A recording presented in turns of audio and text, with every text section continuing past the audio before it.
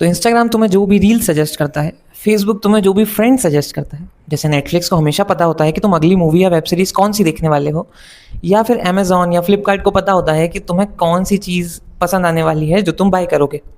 तो ये सारी चीज़ें पता कैसे होती है, ये रिकमेंडेशन, ये सजेशंस आते कहाँ से? तो welcome to the world of data science.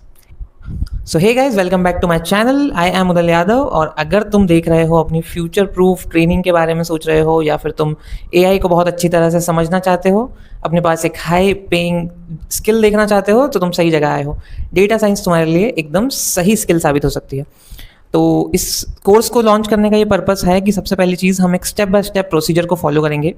हम डेटा साइंस के बारे में समझेंगे कि एक्चुअल में इसमें कौन सी जॉब अपॉर्चुनिटीज़ हैं, इसको सीखा कैसे जा सकता है, अप्लाई कहाँ करना है प्रैक्टिकल वे में, बिल्कुल रियल लाइफ एग्जांपल्स के साथ। ठीक है, तो पहली चीज़ आती है, व्हाट इज़ डेटा साइंस।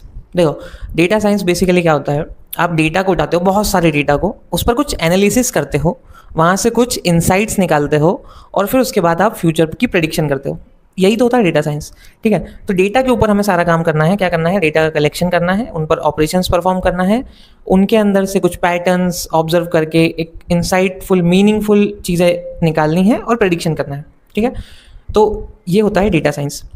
अब वाई डेटा साइंस, देखो, तो वाई का ना सबसे पहला जवाब मैं दे देता हूँ कि कोई भी व्यक्ति कोई भी स्किल को सीखता है तो वो इसलिए नहीं सीखता है कि हाँ मज़ा आएगा। देखो, बेसिकली सबका फोकस होता है हाई सैलरी। ठीक है, तो हाई सैलरी तो है डेटा साइंस में। दूसरी चीज़, जॉब मार्केट में डेटा साइंस अभी ज़्यादा से ज़्यादा बहुत सारी कंपनीज डेटा साइंस यूज़ कर रही है। ठीक है, थर्ड चीज़ जो इसकी आती है एआई का। देखो, अगर तुम्हें एआई सीखना है तो तुम्हें डेटा साइंस आने, जो मतलब स्टार्टिंग में क्या होता है कि लोग मशीन लर्निंग स्टार्ट करते हैं और मशीन लर्निंग को पढ़ते चले जाते हैं, पर उन्हें ये नहीं पता है कि एक्चुअल में मॉडल की ट्रेनिंग कैसे होती है, उनके मॉडल में एक्यूरेसी आ क्यों नहीं पा रही। मॉडल में एक्यूरेसी तभी आती है जब आपका डेटा क्लीन होता है, प्री प्रोसेस्ड होता है, और वो सारी चीज़ सिखाई जाती है डेटा साइंस के अंदर। ठीक है, तो हमारा जो रोड मैप होगा वो मैं आपको समझा देता हूँ।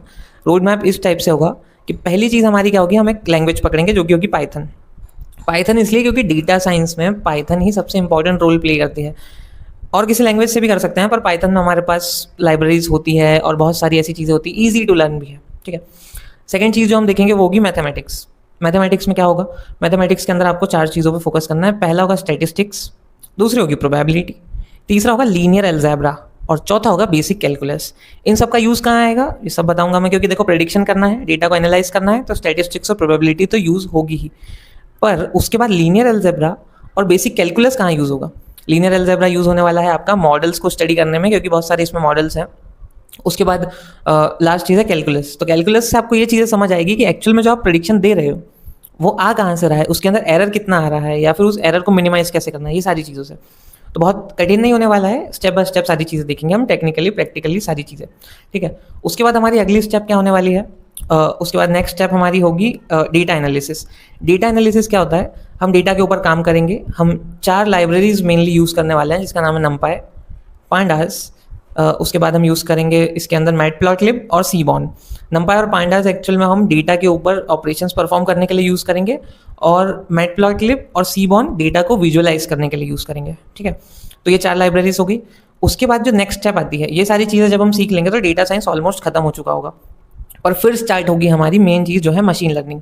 अब मशीन लर्निंग का क्या काम होता है, ये तो आपको पता ही है। मशीन लर्निंग क्या करता है, इस डेटा पर ट्रेन करने के लिए मॉडल्स बनाए जाते हैं।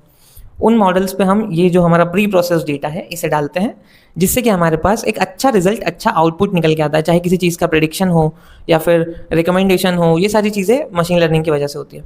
तो मशीन लर्निंग पर हम बात करेंगे, जिसके अंदर हम supervise machine learning, unsupervise machine learning, classification, regression, या फिर की मीन्स क्लस्टरिंग, अलग अलग चीज़ों पर बात करने वाले हैं। ठीक है, और उसके बाद एमएल के बाद तो हम जो भी चीज़ें हमारे पास आगे आती जाएगी, साइकिट लर्न लाइब्रेरी के बाद हम डीप लर्निंग, एनएलपी, ये सारी चीज़ें पढ़ते चलेंगे।